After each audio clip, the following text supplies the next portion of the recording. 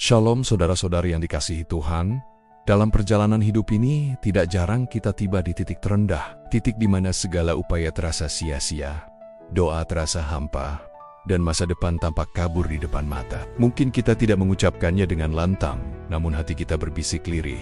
Dari manakah akan datang pertolonganku? Dalam Mazmur pasal 121 ayat 1 dan 2, pemazmur pun pernah merasakan hal yang sama. Ia menuliskan, "Aku melayangkan mataku ke gunung-gunung. Dari manakah akan datang pertolonganku? Pertolonganku ialah dari Tuhan, yang menjadikan langit dan bumi." Sebuah pengakuan yang jujur, sekaligus pengharapan yang luar biasa dalam.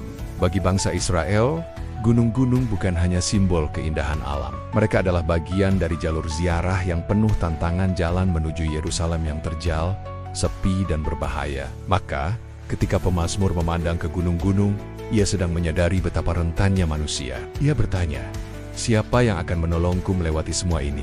Namun, ia pun segera mengingat bahwa pertolongannya tidak datang dari dunia, tetapi dari Tuhan.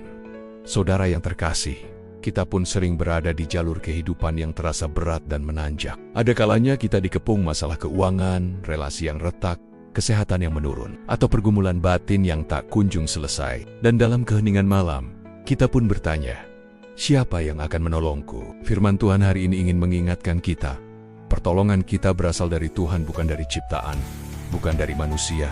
Dia adalah Allah yang menciptakan langit dan bumi. Jika Ia sanggup menciptakan alam semesta dengan firman-Nya, maka tidak ada persoalan hidup kita yang terlalu sulit baginya. Ia tidak hanya maha kuasa, tetapi juga penuh kasih. Ia melihat air mata yang tidak tertumpah di depan orang lain. Ia memahami letihmu, meskipun kamu tetap tersenyum di depan semua orang. Kita sering berpikir bahwa Tuhan jauh, padahal justru di saat kita paling hancur, Dia paling dekat. Ketika kita merasa tak lagi mampu melangkah, Dialah yang menopang langkah kita. Ketika kita tidak mampu berkata-kata dalam doa, Roh-Nya berdoa untuk kita dengan keluhan yang tak terucapkan.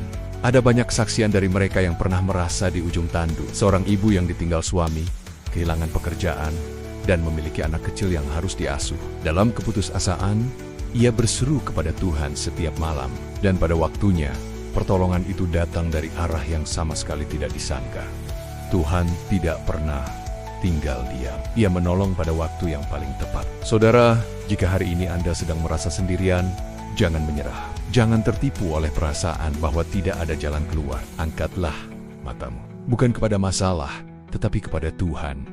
Ia tidak pernah gagal, dan pertolongannya tidak pernah datang terlambat. Mari kita berdoa. Tuhan, di tengah kelemahan dan kebingungan kami memilih untuk percaya bahwa Engkaulah pertolongan kami. Kuatkan kami hari ini, pulihkan hati yang hancur, dan teguhkan langkah yang ragu. Ajari kami untuk memandang kepadamu, bukan pada keadaan. Dalam nama Yesus, kami berdoa.